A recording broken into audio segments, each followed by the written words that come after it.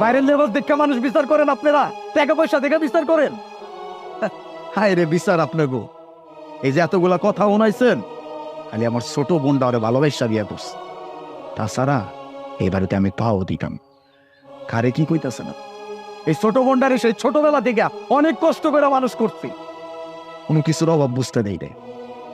আর আজকে সেই বোনটা যখন আমারে ওরা না চাই না বিয়া করছে, কতদিন আর রাগ করে থাকুন কে পারিনি, লেগাইছি বোনটারে রে।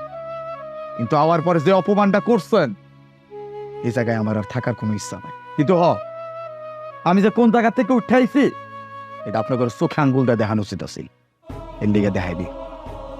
চলো গো। রমজান, যত জিনিসপত্র আছে বাজার সদাই আছে, সবকিছু গেটের সামনে রেখা দিয়ে দেয়। খারাও তুমি। আমার জামাই যা কইছে ঠিকই কইছে, বরং আরো কমাই কইছে। আমার জামাই যা আছে, আমার শ্বশুরের যা আছে, তা দিয়ে আপনাকে 10 বার বেতন যাইবো, কেন যাইবো? আরে 6 বিঘা জমি পড়ে রইছে, গরু ছাগল পড়ে রইছে, কিন্তু আমরা মানুষের সাথে এমন ব্যবহার করি না। আমরা মানুষে আপন কইরা নেই। গরিব হইছে তো কি হইছে, তারা কি মানুষ না?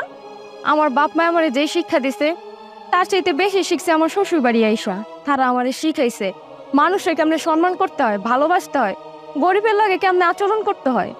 আরে হিনায়া, পুরাটাই উল্টা দেখতেছি। আপনারা তো মানুষের মানুষই মনে করেন না।